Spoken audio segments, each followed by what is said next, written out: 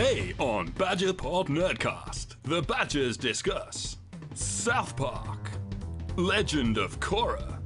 It's an anime. What about Parks and Recreation?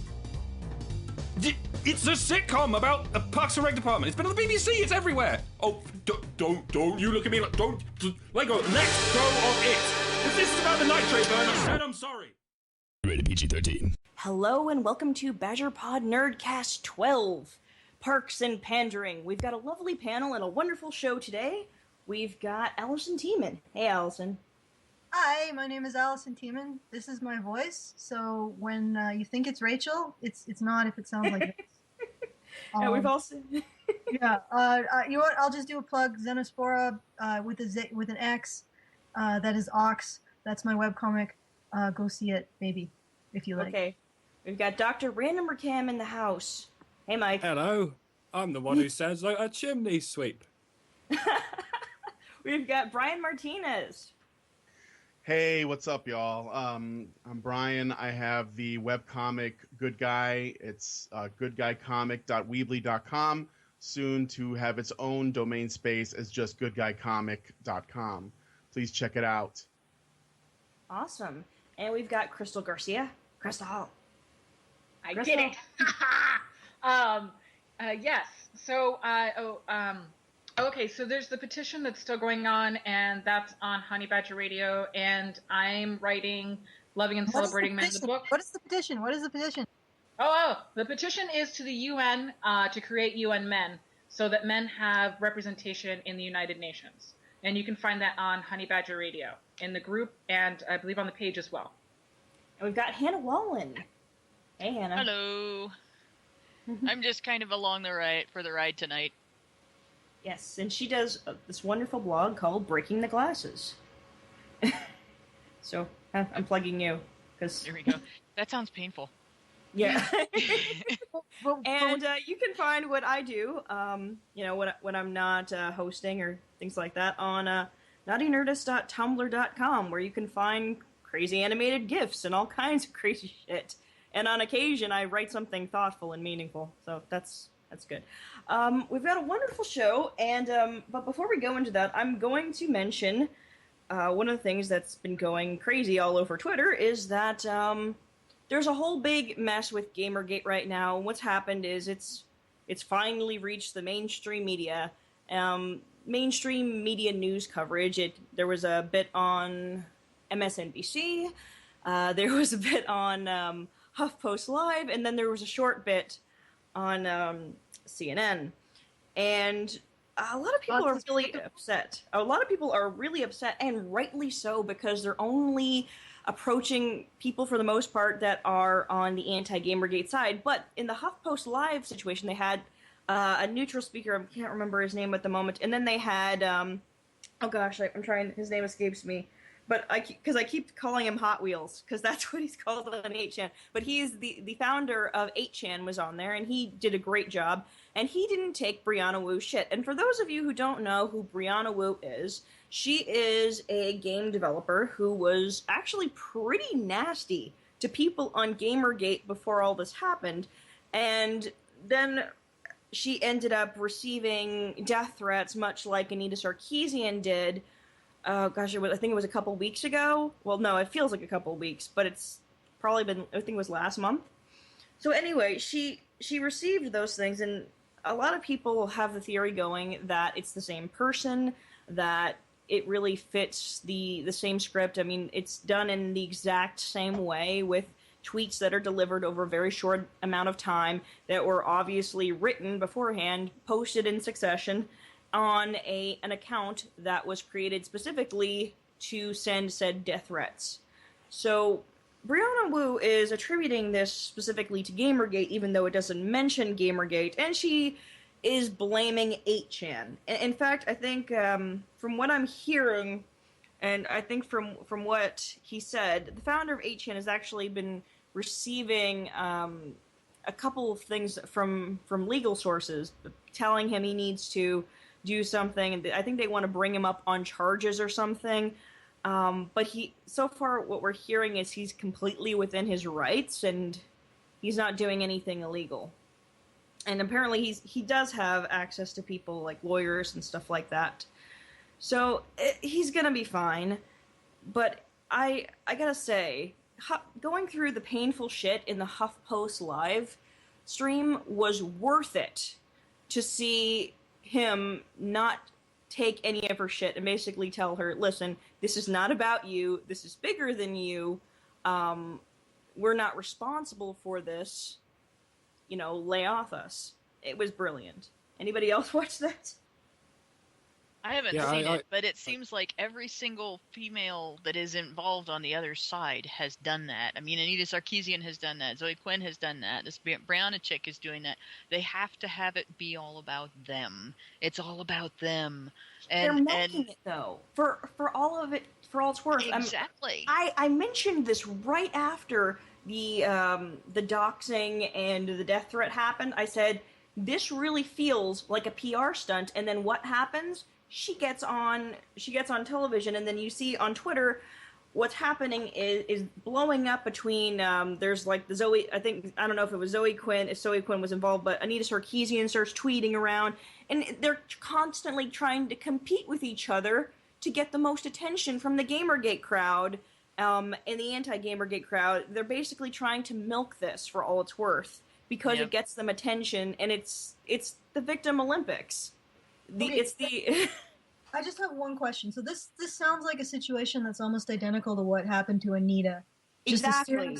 So in the same response as we're seeing in Anita did, we're seeing exactly this individual, Brianna do.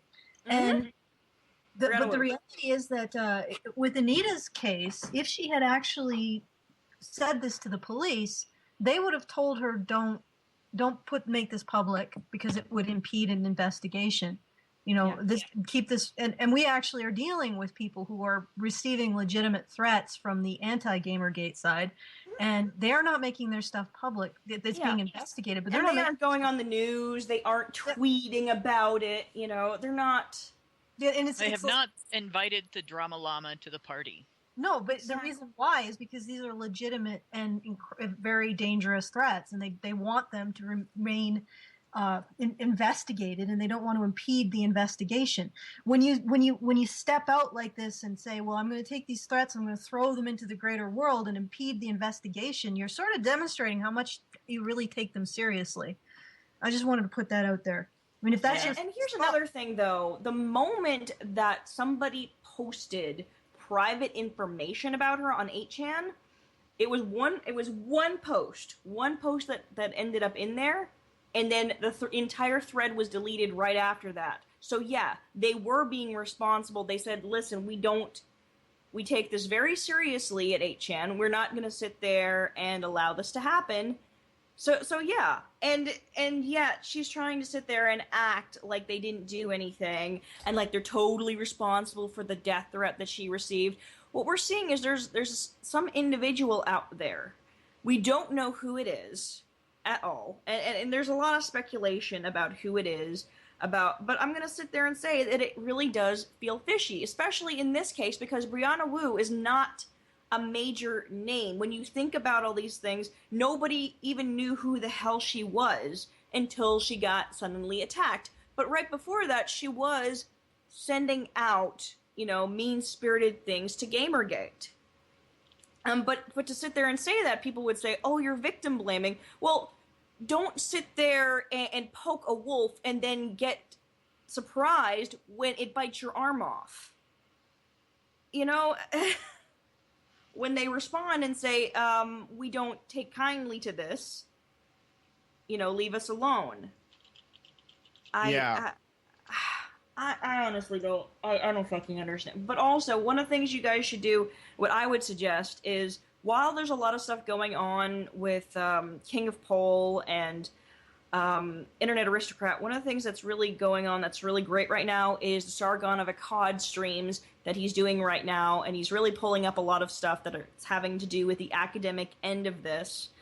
And I would seriously suggest taking a look at those archives on YouTube when you get the chance. They're pretty long, but totally worth it.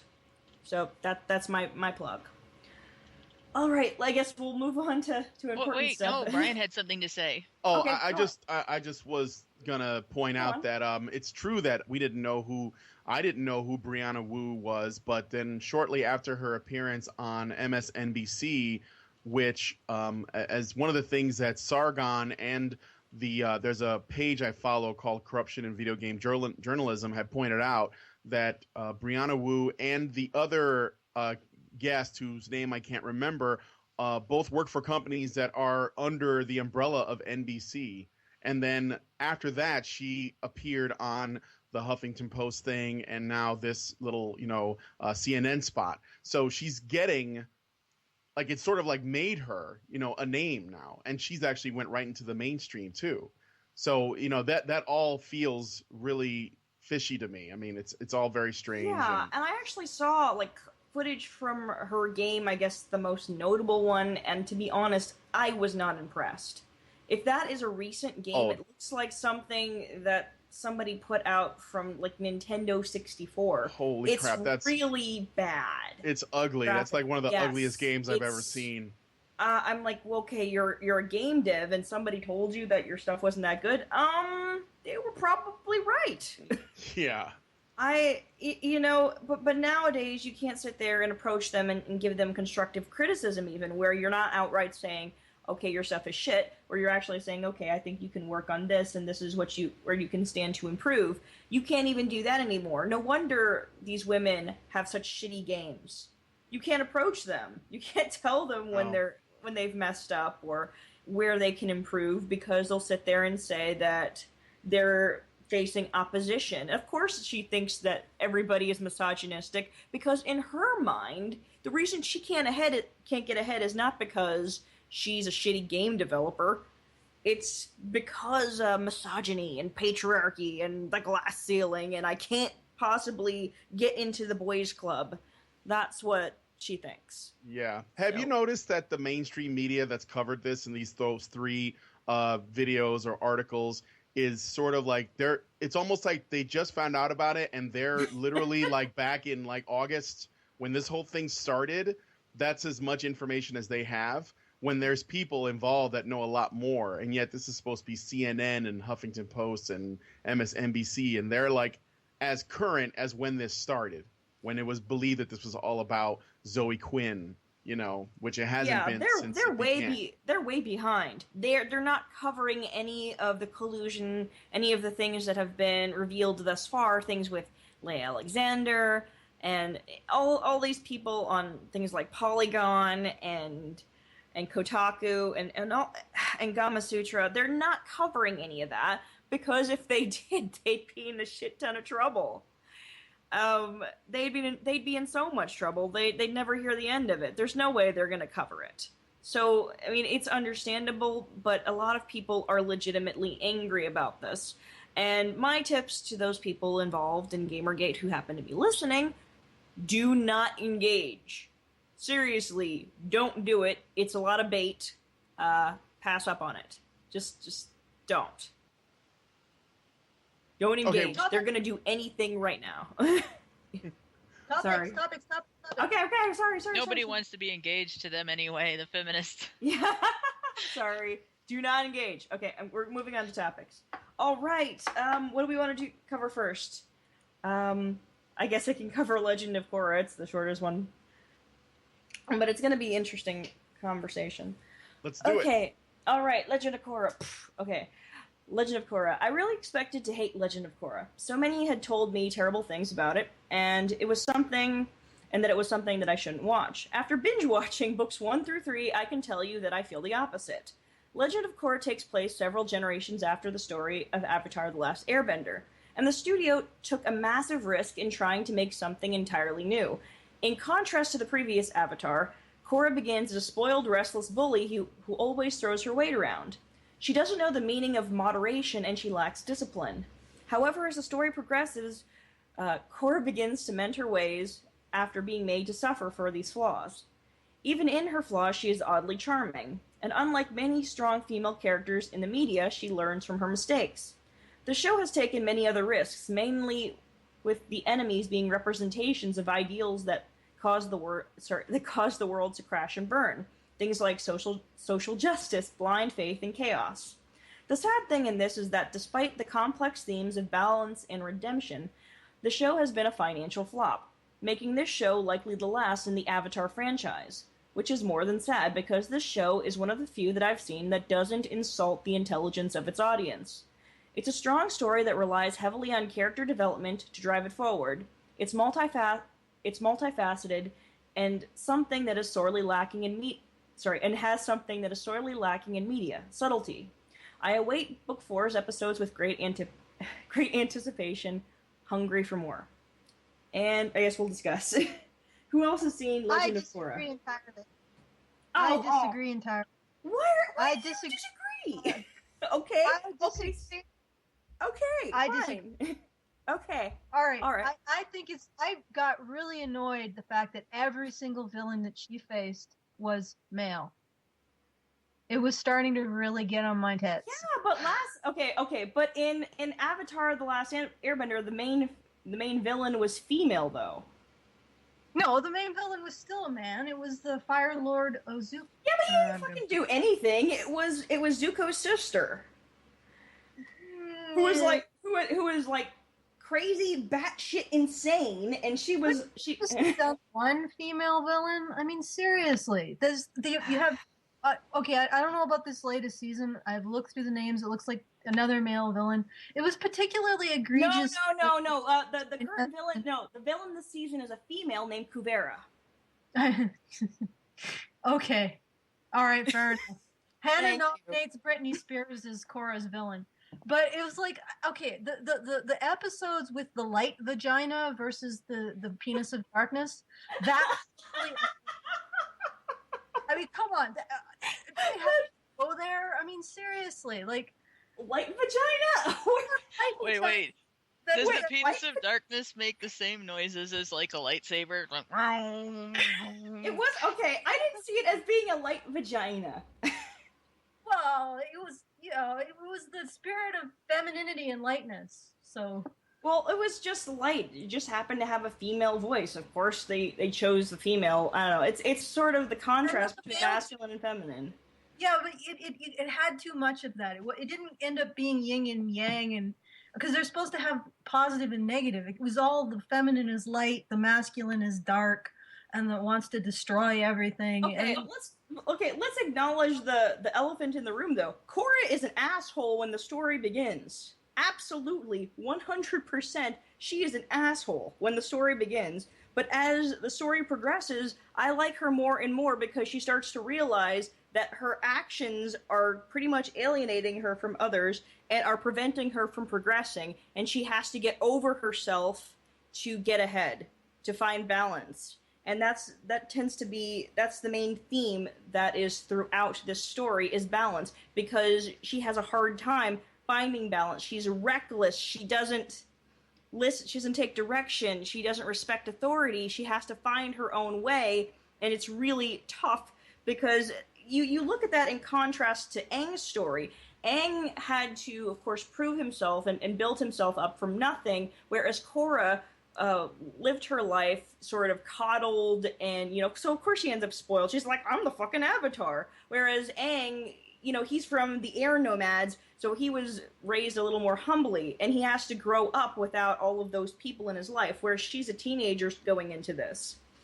And it's a different approach, and they've taken a lot of risks, and I respect that. Mm-hmm. I respect the risks they take, and I like the world building, but I don't know, it was just grating on me the fact that that happened. I guess it was somewhat mediated by the fact that the Vagina of Light's companion was a guy. Okay, well, there was even I think it was book 2 where the situation was the main protagonist. The main antagonist was male, but it was her uncle. But her cousin was also kind of fucking batshit insane and trying to get Bolin and stuff, and I applaud them for sitting there and showing a variety of different women who can be bad. and men who can be good and aren't entirely stupid or just, to play it for laughs. Yeah, but there is sort of, I hear Brian going, so I'm just gonna step, because I think we have the same thought, Brian, about the. No, I was just, I haven't watched the third or fourth. I think I saw like 2.5 seasons of it, and I like it for a lot of reasons. As an artist, I love the animation. I like the art style. I think that all that's really well executed. The story was getting pretty good in a lot of ways. I will to say, trying to look at it just from a purely entertainment perspective, it was good. And I do see what Rachel's saying when she says there's a variety of female characters. Like, they weren't all these sort of alpha women with like golden uteruses that can't really do anything wrong, Mary Sue, or like the opposite end of that. Like they were trying to create relatable female characters as well as male characters. But one of the things that I've noticed is what Allison's saying, where I noticed all the villains were male, or even just the misled ones, or the ones that just weren't very smart, or whatever, and the others were emasculated. They became the butt of jokes. There was a lot of that was happening too. And of course, I don't really care that they do that. Like, Bolin was basically, he was getting tortured by the girl who decided she liked him. And I get that that's sort of like, it was a running gag. Well, and around book 3, he actually gets a lot of character development. So despite the fact that they were playing him up for laughs for a while, he actually is forced to come into his own. So that is wonderful to see. So he wasn't just there a throwaway character. So you start to see that develop. And I've already started book 4, and there's so much shit going on in book 4 as the episodes come out already. And you're seeing that what's going to happen is Team Avatar seems like it's going to be divided based upon ideals. And for once, Korra isn't the one with the faulty ideals. What's happening is Kuvera, who is she seems to be a general in the Earth Forces, or she was a metal bender. I'm trying to remember the name of the city, but basically it was I'm trying to remember the names. That's anyway, okay. Toph's daughter's Toph's daughter, her and her sister, her half sister's city were full of metal benders. Anyway, so there's a lot of characters. But anyway, so Kuvera's there, and in book 4, what we're seeing is that she and the Earth Kingdom, after the death of the Earth Queen in Ba Sing Se, is I feel so weird explaining all this shit, and nobody probably knows what the fuck I'm talking about on the other end. But anyway, the Earth Queen was killed by the anarchist dude from book 3. And so there's anarchy in that kingdom. So the Earth Kingdom melds with the people from that metal bending city. And what they're doing is they're saying that they're bringing order. But what they really seem to be doing is bullying people into falling in line so that they have food to eat. And things like that to survive. So she seems to be the worst of all. Even though she's the one who is... because she's got that sort of guise of purity. She's got that sense of, I have saved you, I have rescued all of these people, and I am bringing order. So it's harder to tear her down. All right, well, we'll have to see how it pans out. I mean, that sounds promising. But I would say, again, going back to what I was, and I think the world building stuff sounds really cool, but I would go back to what I was saying in terms of what I noticed in terms of trends in how the male and female characters were portrayed, and I thought, would this have been okay if we reversed things? Like, would people have done this? I commend them for what they did, but I think, if you had, what was the name? Was it Eska? Is that her name? That was this psychotic spending chick. If you had done a situation where it was a male that was doing that to a female character, where he put a leash on her and basically, said, I choose you, and put him through all that, people wouldn't, they would be outraged. Now, I'm not saying that that I don't mind that stuff. Like, I mean, slapstick is okay. It's a show aimed at a younger audience, and I think that it should be fun. And these elements are okay, but I think that it should be okay to do it in any direction. I mean, if we're going to be all things being equal, and I wouldn't mind that. The problem is that when you accept it with there's sort of some unstated assumptions there. When you accept this kind of treatment from a woman to a man, a lot of people will say, well, it's because men are more threatening. But the reality is, the statistics are that domestic violence from women engaging in domestic violence against men is a very real problem. And the idea that we make this acceptable is part of the whole overarching trivialization of that kind of violence towards men. Yeah, I mean, it's absolutely not. It's absolutely not acceptable. We either trivialize it both ways, or we see it as problematic both ways. See, the reason I don't have as much of a problem with that is it shows people that women can be this crazy, manipulative, kind of characters. Right, but do we sort of a cautionary tale. Right, but we see so many of it that there's a fine line between showing that women can be it and then normalizing it. So it's like, I didn't feel that it was normalized at all. Right. Really well, I'm not saying that the show itself normalizes it, but then when it turns a blind eye to the other side, it kind of just gives a balanced view where it kind of does. It kind of desensitizes people if they're not seeing the full, like, oh, okay, it's just happening to everybody, whatever. I don't know. I think it's a fine line. Okay, the fact that this kind of abuse can occur in a children's cartoon says something. Right. Because they wouldn't do the reverse in a children's cartoon. No, they wouldn't. Right. Well, maybe. I guess Joker and Harlequin had that kind of a relationship. Yeah, I think that what ends up happening, and for some reason, okay, when a woman does it, it's just sort of uncomfortable. But when a man does it to a woman, people automatically recognize that as domestic abuse. Right. And that's really what's happening. But here is something else that I really did like. I really did like that they didn't use romance or romantic interest to drive the entire show. Okay, what happens is in season 1, there's interest between Korra and Mako, the firebender. And what happens is there's like, are they going to get together? Are they not? They end up breaking up in book 2 as a result of her own actions. Her being, them really kind of growing apart, and her being incredibly irrational. It's great to see that. She starts to understand that her actions are really screwing things up. So that's, while I think it might be uncomfortable for a younger audience to see, I think it's kind of important because it really captures that kind of realism. Things don't always end up, happily ever after. Sometimes people do grow apart. Sometimes you do fuck up a good relationship. And they didn't sit there and let that, they didn't write on the back of that like a lot of, female-driven stories do. They'll sit there and they'll be like a cock tease for how many seasons, and then they finally get together. And they're like, oh my gosh, that's... I like that they didn't do that. Well, yeah, I think they didn't want the whole show to ride on that relationship. Not like the X-Files, where the whole thing is all about, are they going to hook up, are they not? And they can't, because if they do, the show's over. Mm-hmm. So they didn't put it on like House writing and on Cuddy. all that.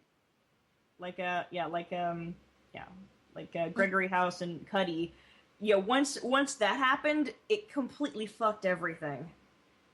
Yeah, they don't seem to write romances very well in Hollywood, or whatever the cartoon equivalent is. Well, I think that the relationship between Bolin and Toontown. Yeah. What? You call her Toontown?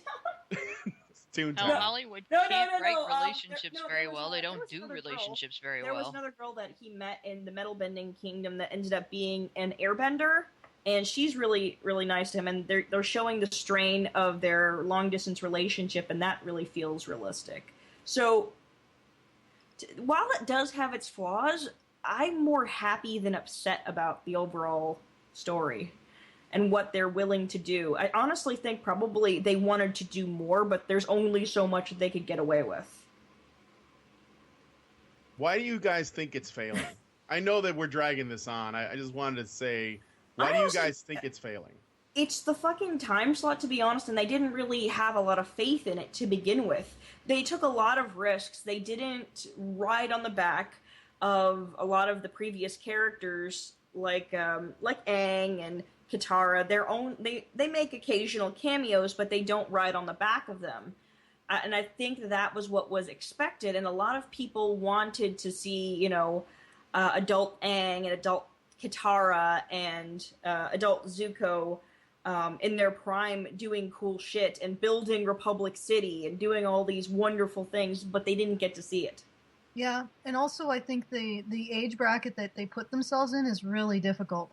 It really is. I honestly think they're dealing with older teens. Yeah, and that's the characters are older teens. It's sort of a difficult set of ages to appeal in a cartoon format to enough people. And but also, I mean, it's really well done. And the flaws, there are flaws, but in some ways it does rise above some of the standard tropes that you see in gender. But I think this is winded down. Yeah. Topic. Yeah, it's really involved. It's worth a watch. Watch it, and give it a season or two before you decide what you want, because she does end up being kind of a dick towards the beginning, and even and it's great that she. If she were a man, she would be definitely in anti-hero territory. Yeah, you would hate her if she was a man. Yeah. Hell, I hate her, but then again, I'm a woman, though. Most people would have been like, "Oh, she's just strong and empowered." Like, no, she's spoiled. She's spoiled. It's almost like this is the perfect feminist show, and it didn't work anyway. I mean, they made a strong, independent female character that didn't need a man, that was all powerful. She's just the most powerful character on the show, right? Yet it wasn't successful. Well, yeah, because it still has to be good. Well, it was good. It was good. No, it was good. I'm saying, think it's little girls. I mean, despite the fact that the feminists continue to parrot that they want all of these things, they want non-white, women, like minorities, and all of these things to be involved in a story. And then what happens? They end up gravitating towards the stories with Mary Sue's that are basically a blank slate, so that you can wear their skin to travel through the story. Well, no, what they gravitate towards, and this is one of the annoying things, like I've seen so many webcomic creator women who say, "Oh, I'm a feminist," and then you look at their cast page for their comics, and it's 90% male. And it's like, it isn't that they're gravitating towards Mary Sue, it's that they just want to read about men. Even the feminists just want to read about men, and they can't explain why. They don't know why. They can't articulate it, nor can they challenge it, but they still fall prey to it. They just want to read about men, and they just can't own it. They want to blame men for the fact they would rather read about men. And this is a perfect example of it, and it's really bad, because it was, for what it was good. Even though she was a complete asshole, she did get slapped occasionally because of it. Yeah, I mean, honestly, seriously, watch book 4, because a lot of stuff is happening. I'm really seeing her character transform and change and mature, and that is something wonderful to see, because you see for such a long time you're really wanting to see that change happen, and you're like, it's not quite there, and now it's getting there, and I'm so glad. All right, let's move to the next topic. We spent too much time on this. Okay, constructing a real matriarchy.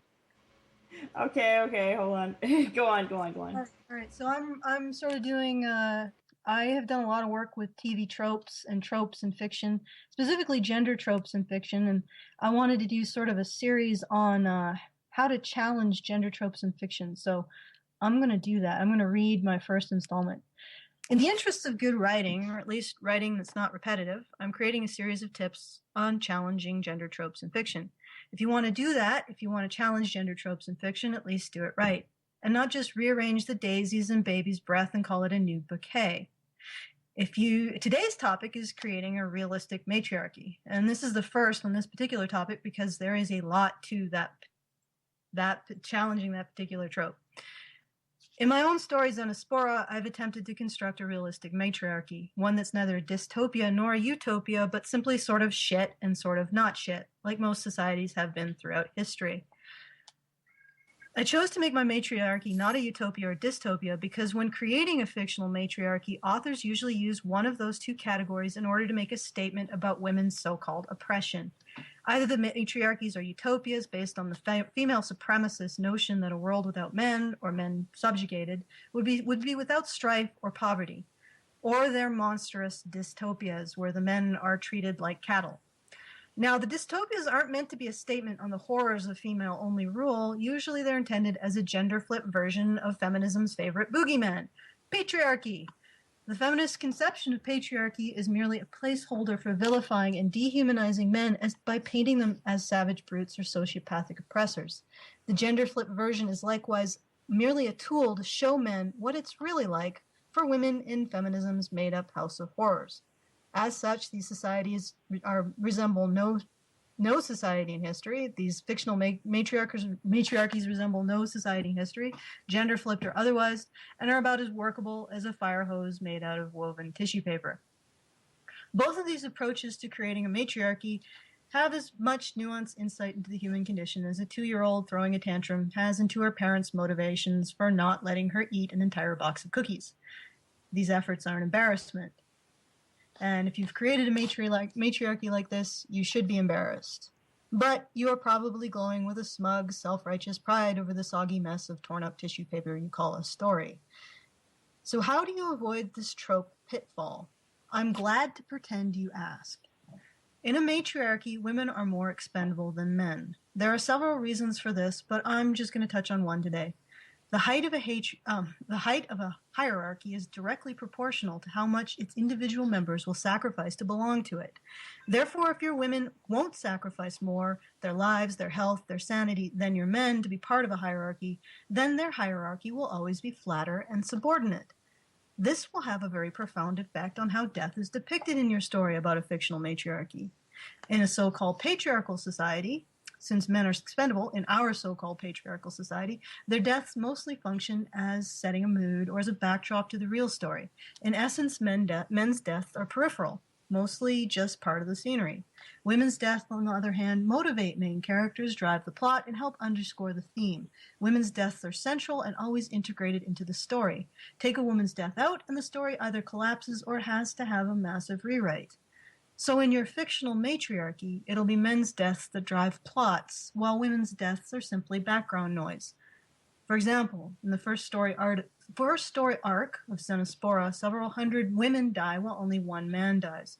None of the women's deaths are remarked upon, while the one man who dies is mourned for 3 story arcs and affects the actions of at least one main character. But that's life for a woman in a realistic matriarchy. The realism, of course, is in realizing that power has a cost, and that cost is being treated as expendable. I'll take a page from Rachel. Discuss. Wow. Wow. Yeah, you hit the nail on the head, Allison. Really. That's, wow. Well done. It's one I don't expect to see feminists able to deal with anytime soon. They'll just implode over this. I can already see it now that the Sarkeesian type complaints are going to be, women have to die to be important to you people. What's wrong with you? So do men. They won't get it. They won't get that they're describing what already happens to men. They'll simply, because they're solipsistic. It's feminism is gynocentric approaches to issues or conditions that affect everyone, and they'll do the same thing with this. But you really have hit the nail on the head there. Well, it doesn't really matter if they do, because the reality is, did they think that it would be easy to challenge gender norms or gender roles? I mean, if you want to do that, I'm not saying you have to. But if you want to do it, then do it right. It's uncomfortable.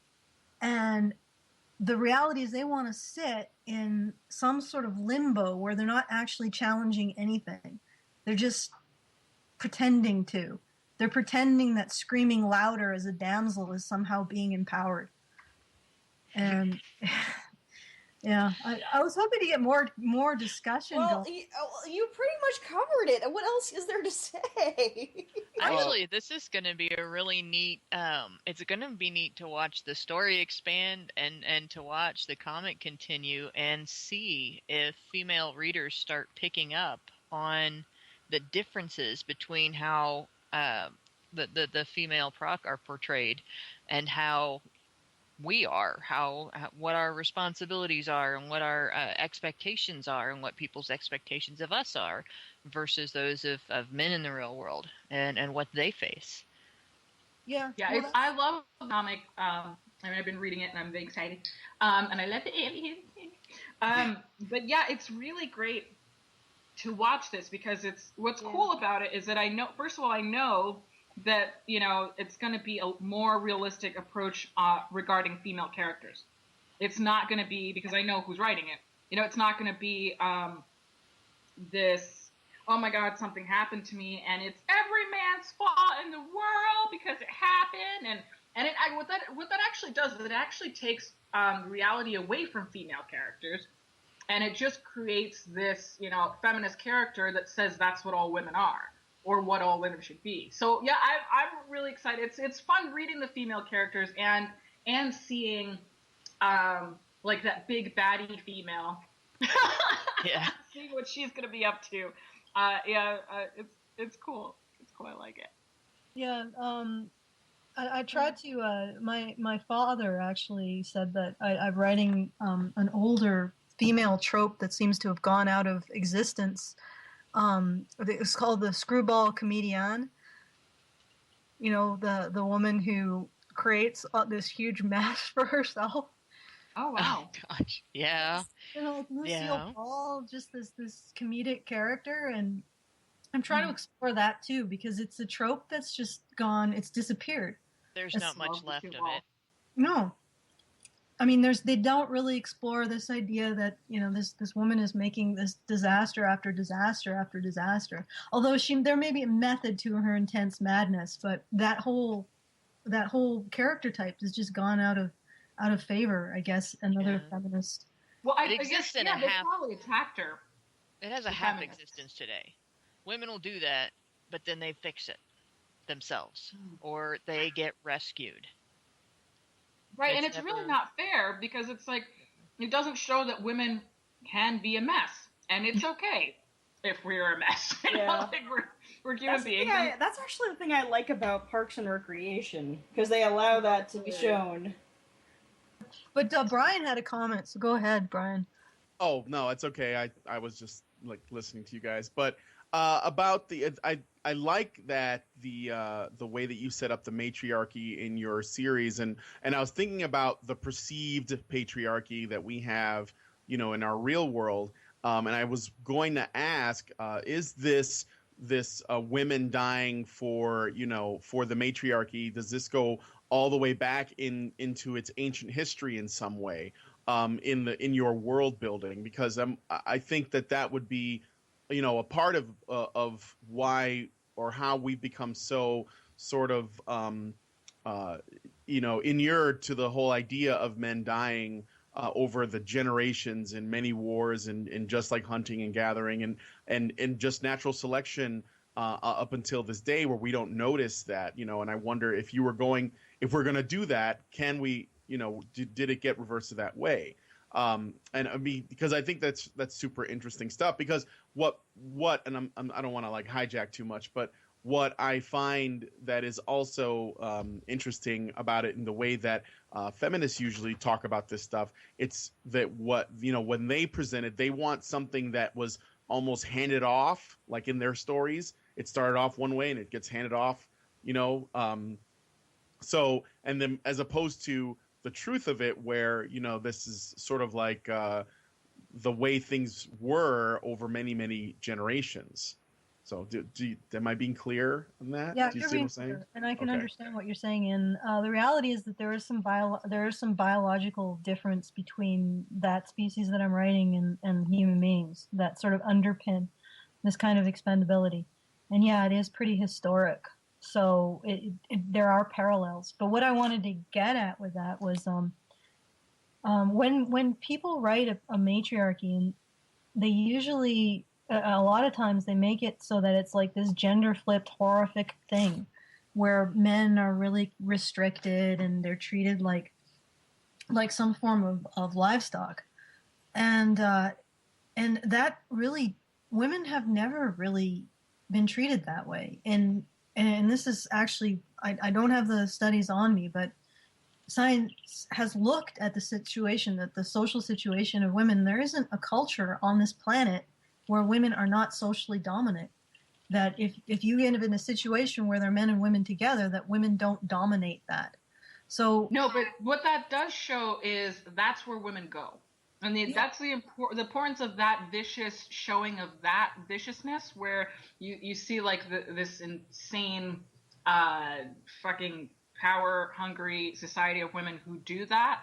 To men, it shows you exactly where women go with it. Because no, men have not done that to women, but that's where women would have gone with it.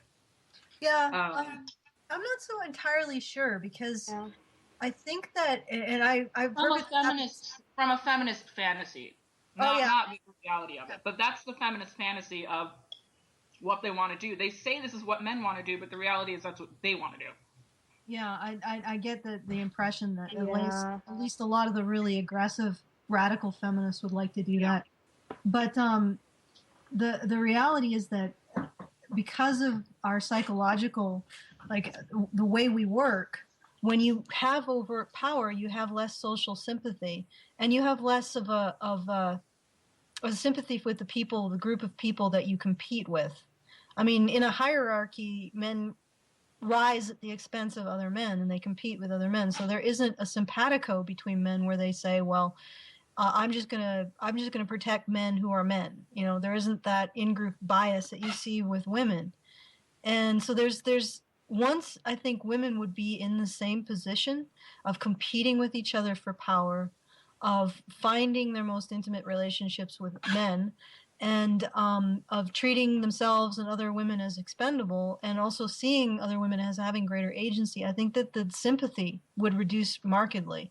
But I see that Rachel wants to take it to the next topic, so I'll leave it at that. Actually, I want to say one thing. If you want to see an example of that, look at polygamous societies where there's a hierarchy among the wives, a first wife, a second wife, and so on, and just see how vicious they can be towards each other and the things that they will do to each other. Yep. And that's all I'm going to say about that. Mike, you want to read your piece? Oh, are we doing what? South Park? Yes. Go on. Alrighty-roo. Okay. Is South Park feminist? Apologies for the clickbaity Oh my gosh. title. The instinctive answer seems to be, of course it isn't GTFO.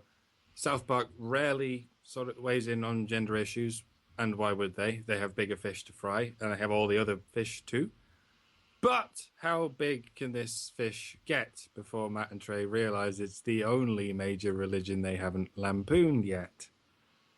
No doubt everyone's already talking about last week's episode, the sissy, as in cisgender. In an increasingly hit-and-miss barrel of South Park episodes, this was a breath of fresh air.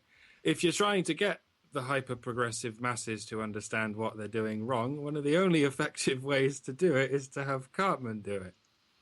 When Cartman sees a crack in the system, he exploits it. In this case, when he realizes he can wear a bow on his head and call himself female, boom, he has his own bathroom. Because unfortunately, boys and girls, that is exactly how transgenderism works for some people.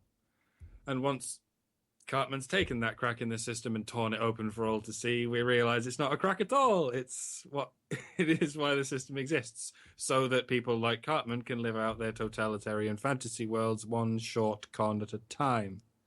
As far as I can tell, Cartman is the archetypal social justice warrior. He has no left or right wing. He is simply an opportunistic, emotional bully.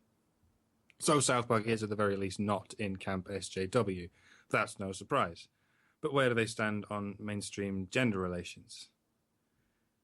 With the growing notoriety of the MRM, I'm increasingly aware that it's exactly the kind of thing that South Park would tear to shreds. So every time I'm watching it and something to do with feminism arises, the hair on the back of my neck stands to attention, and I think, this is it, Trey, don't fuck this up.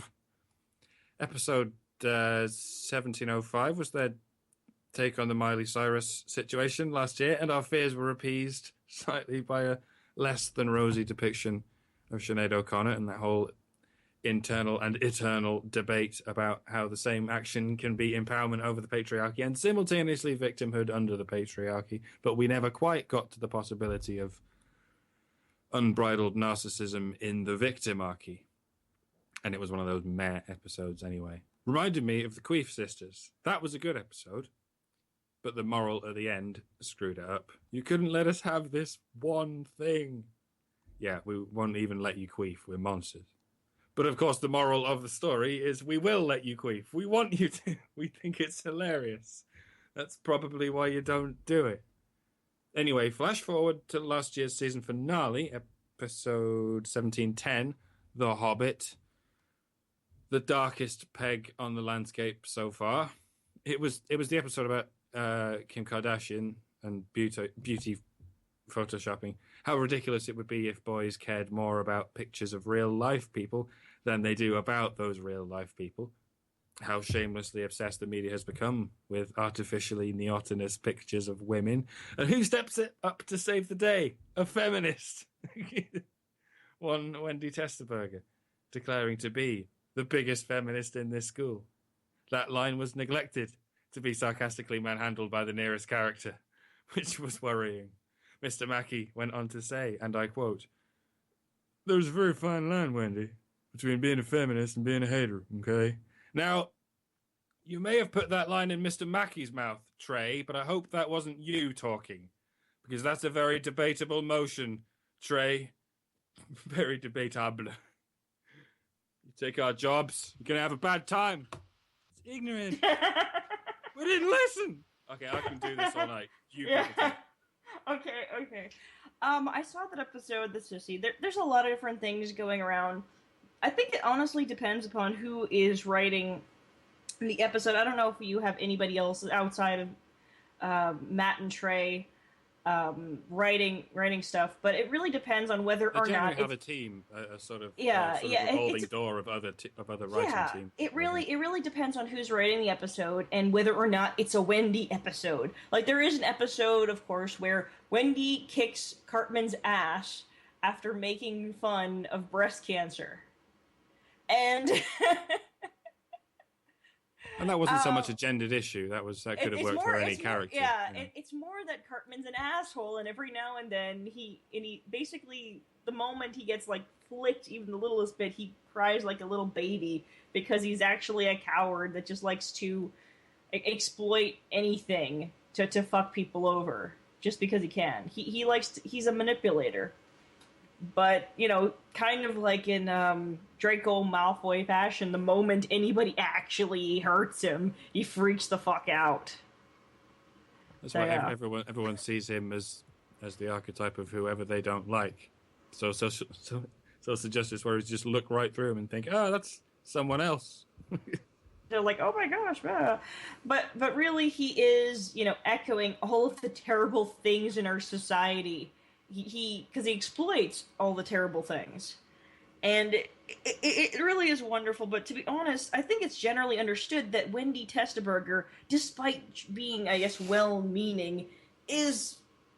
Oh, God, she's that one chick that you never liked in school because she was always, like, a tattletale or, very self-righteous, and you're like, oh, God. Well, look, from the very first episode, she's been the love interest. So she never puts a foot wrong, basically, whether she's being the antagonist or the good guy. She's still got that flawless sort of female Yeah, there was this moment, though. There was an episode where Wendy broke up with Stan just because she wanted to date Token. And that was probably the most assholeish thing that she's ever done, because she didn't really give a shit at all. I mean, he was sitting there, he was actually hanging out with the goth kids because he was so massively depressed about everything, and she could not be bothered to care at all. I think a lot of the way they portray their characters, and this is just kind of spitballing based on some of the stuff they've said in media in the past, is just things about people that they don't like, they throw them into their characters, or things about people that they do like, they throw them into their characters, and they've given their characters very complex personalities and everything, but they're based on real human behaviors, and they're sort of communicating, they're communicating things they do and don't like about humanity.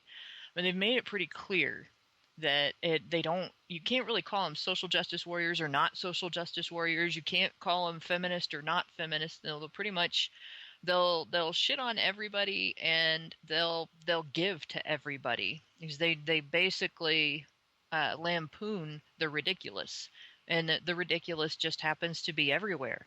They're going to lampoon feminism because the ridiculous exists in feminism. And I'm sure that we have some ridiculous in the men's rights movement, and they'll probably find a way to lampoon that when it comes up. So, if they do it better than whatchamacallit, Saturday Night Live. Yeah. Oh, anybody could do better than Saturday Night Live. Yeah, at this point, Saturday Night Live didn't lampoon the men's rights movement. They strawmanned it. They didn't even strawman. I don't even know what the hell. Oh, God. I tried to sit there and push that entire thing out of my mind. Now it's back. Yeah, well, that actually inspired me. I'm like, trigger warning. Saturday Night Live. I'm watching this. I'm watching this. The Saturday Night Live is terrible, like totally unfunny, so-called satire of the men's rights movement. And I'm thinking I could do better. We'll have to cover Parks and Recreation another time. We went over. We still have. We should still have like 20 minutes because. We do. Okay, well, fine. Parks and Recreation, it is. We'll go. All right, I'll read as fast as I can. Let's do it. Okay. On the surface, the show Parks and Recreation appears feminist-friendly and even gynocentric, but lurking beneath is something far different. I was surprised to find that the show had the balls to poke fun at the hypocrisy of feminism. The main protagonist, Leslie Knope, is a stereotype of feminist in positions of power. Throughout the show, she has a wall of pictures of powerful women in government, displaying the fact that the very act of being a woman is a religion for her. Her belief that the world is dominated by men gets her into trouble multiple times, when it is obvious that this is not the reality of the situation. Her polar opposite, Ron Swanson, actively avoids power and domination. A lot of the humor comes from Leslie being oblivious to the ways in which she's being selfish, inconsiderate, and harmful to others. These jabs at Leslie being a hypocrite vary from subtle to obvious. There is a moment in Season 3 where even children manage to point out the ridiculous nature of her ideals. However, the thing that is truly wonderful about the show is not Leslie, but that all the characters evolve and change for the better. Even in the midst of mindless pandering to women, there are moments that reflect on the reality of the relationships between men and women. It goes beyond the narrative that women are always good, and shows that women can also be cruel and manipulative. Despite its minor flaws, Parks and Recreation is a show worth watching. Don't watch it because it's addictive or fun. Watch it because Ron Swanson is is one of the best characters ever. Also bacon. Lots and lots of bacon. For those of you who don't know, Ron Swanson's a lot like Karen Strawn. Yeah. He gives no fucks at all. Which one is Ron Swanson? He's mustache. Okay. He's the mustache guy. Character. I think he claims he makes the claim that he's a libertarian or something early on. Yes. And that anti-government. Oh yeah, very much so. But he works for the government, so that's right. like the best thing about it. The funniest part is that he works for the government, but he likes the people who don't do their job because he doesn't want the government to work.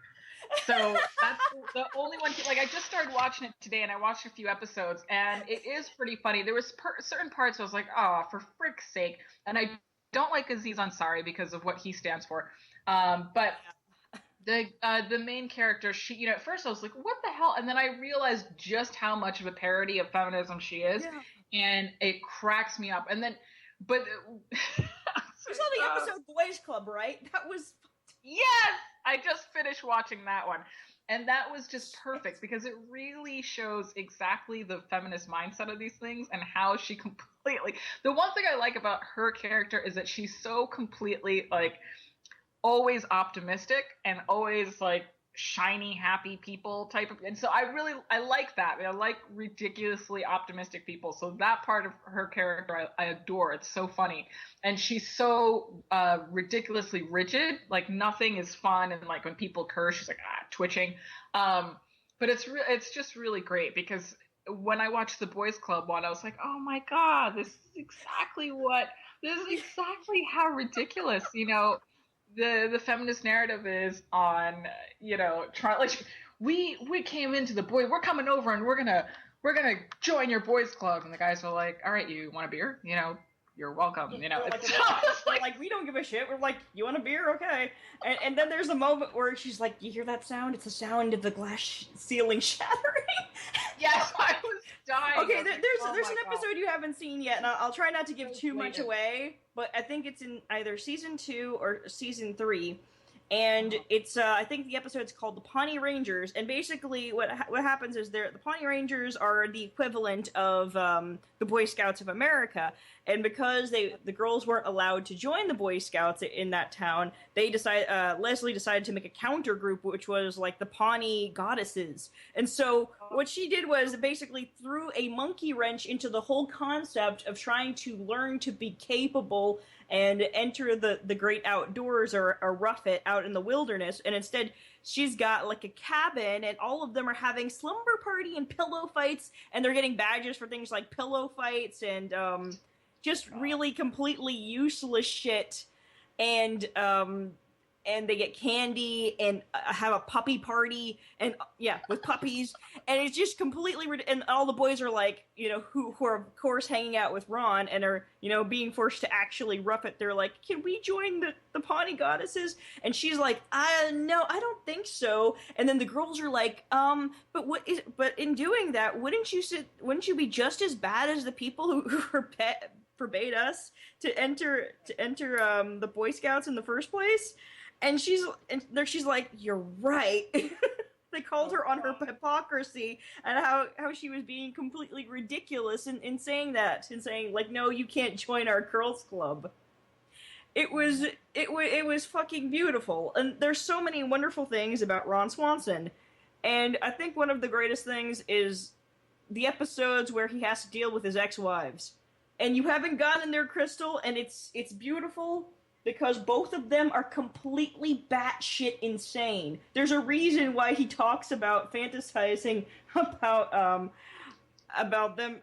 basically telling them each to fuck off, because they are certifiably insane. The his second wife, Tammy 2, he married to him named Tammy. It's that's an ongoing joke. But anyway, so what happens is like, Tammy 2 is like this crazy librarian that like turns him into this complete insane character who gives no fucks and will do things like get cornrows in his hand and in his hair and sit around in a kimono and I don't know, it's so weird. Whereas there's an opposite in okay, there's an opposite situation with the other Tammy, because she's like, she turns him basically into a mangina. Like, where they essentially both have power over him still. Yeah. So them coming back around, just like, you know, he wants to stay as far away from them as possible. That's what annoys me about the show. Ron's supposed to be like this libertarian who doesn't answer to anyone, doesn't answer to any government power, but then just drops at the knees as soon as a woman comes on. And this carries on into season 5 and 6, by the way, because he gets got a fetish. Swept off his feet by a single mother and her 2 children. And I won't spoil it. He's got a fetish for strong women. I think that's what it is. There's something about strong women that he's just got a massive fetish for, and they just attract him. Like there's a part, I think it's like season 4. I could be wrong. But that's not strong. Crazy isn't strong. There's the misconception that crazy is strong. Crazy's not strong. I know, but maybe it's, I don't know, maybe it's this attraction to crazy, I don't know, maybe he's unhealthy, probably. Like, his first, he explains that his first wife was his babysitter and teacher and stuff, and they hooked up when he was well underage, so that was, like, statutory rape. So, yeah, of course he didn't have a healthy upbringing, and his mother, you see his mother, and she's crazy, too! Shit! It's set in a small town, so you get a lot of those small town jokes, you know. Yeah, but there's so much to love about Ron Swanson, that he's got a secret band and a secret identity that is just this amazing saxophone player that sold like a lot of records, and no one's supposed to know about it, and he just loves bacon. Just unapologetically, and he'll sit there and say that he wants all the bacon and eggs from the restaurant. I need bacon and eggs all the time. I don't think you heard me, son. All of the bacon and eggs you have. I know that you think I'm saying a lot, but what I'm saying is all of them. Ron, all the bacon Ron's and the eggs shit. Yes, Ron is amazing. He doesn't take anybody's shit. Except for the few moments where he has a lapse in judgment and gets back with his ex-wives. It's... Oh, God. Well, with what he's surrounded with, you know, slim frickin' pickings. This is true. And there's a moment in, like, a season where Andy takes a gender studies class, and he ends up the joke is he ends up taking the gender studies class because they're basically preaching almost like fire and brimstone, because they're talking about how women were burned at the stake and stuff, and they thought that was generally an interesting course because of the violence. Andy's an interesting character, because Chris Pratt, everyone knows who Chris Pratt is now because he's a movie star. And he's he's taken the idiot trope of man, and he's brought it back to life in a way, because he's not just Homer Simpson, he's this supercharged Homer Simpson. Because Chris Pratt is a nutter in real life. If you see some of the outtakes, some of the shit he does in between takes, he's genuinely mad, and he's bringing that to the character, and I can't say enough good words about him. He's awesome. Yeah, when his character finally finishes the course and passes the course, and you realize that's like the only course he can pass. Yeah, I really like Chris Pratt in that show too. And I was just noticing, I think we've come full circle in a way, because you talked about all of the mishaps and mistakes that Leslie Knope has made on the show, which kind of reminds us about what we were talking about before with the I don't know what the name of it is, but like I Love Lucy character that tries with good intentions to do something that she's optimistic about, but screws it up.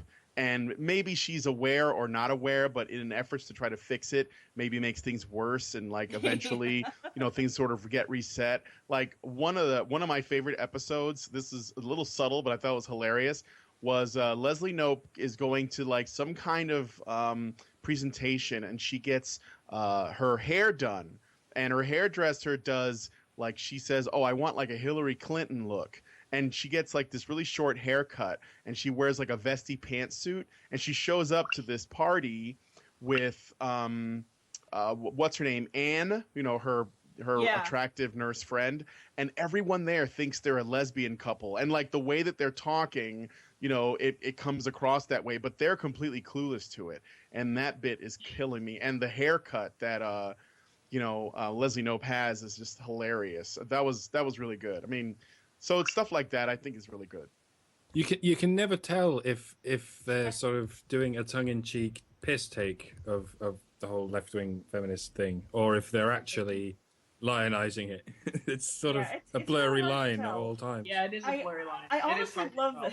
I love that Ron Swanson ended up fucking the feminist gender studies teacher, because that you had on the other end of the spectrum, you had I think his name's Nick Chris. Offerman wrote that episode, Yeah. Well, there was Chris who was Chris was there. Oh God, that makes him based as fuck. So anyway, there's Chris, and he's the complete opposite of Ron Swanson, who's like really positive and he really cares about sensitivity and shit like that, and talking about not wanting to objectify her. And then at the end of the dinner, after Ron just sits there and eats nothing but steak, she looks over to him and says, "You want to go back to my place?" And they fuck. So she fucks Ron Swanson instead of Chris. That's not surprising to me. I'm winkling? What's winkling? What's winkling? Someone is winkling. What does winkling mean? What's winkling? Well, it's a strange sound that keeps occurring. That sounds like, I don't know, the apparition of a fairy or something. If you're winkling, does that make you a winkler? And if so, are you related to Henry Winkler? Oh, Hey. Is that anything like being a pepper? A jingle pepper? Is that like a jingle pepper? I said, is that like being a pepper? Like I'm a pepper, you're a pepper. Anyway. Yeah. I don't. Nothing, Dr. That Pepper. sounds much better than Dingle Pepper.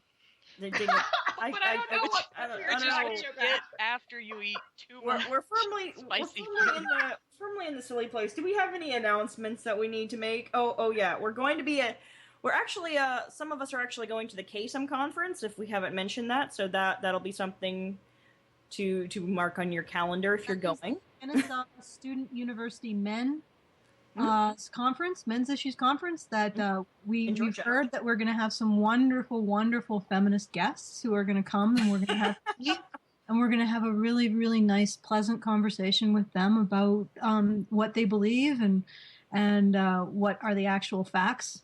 You're going to record everything. Maybe we should just set up the table near the fire alarm. So that, and just like put like a big arrow right beside it. It's like, it's right here. Yeah, I know.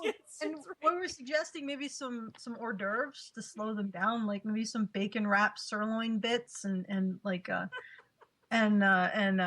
cocktail beanies and something with crab. There always has to be something with crab and some cheeses. Glazed donuts stuffed you gotta with have fish. Vienna sausages. Donuts stuffed with fish. What? Yes. Oh, God. What? Vienna sausages. That's the Is that a craziest euphemism? thing I've ever heard. I think it is a That's the euphemism. craziest thing, Yes, really? it's- Of everything we've said on the show, that's the craziest thing you've ever heard. Glazed donuts stuffed with shrimp. I like it. Yeah, That's just basically a pastry, though. Like, it's just a fish pastry. That's not that bad. No, I don't think it is. But it is fishiness. Try everything once. Okay, so we're gonna have a presence at KSU Men conference. So hi feminists. We'll be saying hi to you, and hopefully you'll be saying hi to us, and we'll be having a nice conversation. And also I wanted to announce that if you are listening to this, you've come this far into the realm of the silliness, and through the realm of the silliness, and past the silliness mountains, and down the silliness valley, and through the silliness glen, and over the silliness river, and past the silliness canyon, and in the silliness depths of the silliness chasm, and Where you must watch out for the silliness unicorns. yeah, and past the reaches of silliness. If you've ventured this far with us, just come a little further and consider patroning us, as so as we bring more evil into the world. It helps to have the funds to promote the evil being spread further. Into new crevasses and new places where evil can grow. And what? Okay, that's. I'm sorry. Crevices where evil can grow, Allison. Evil can That take sounds so wrong.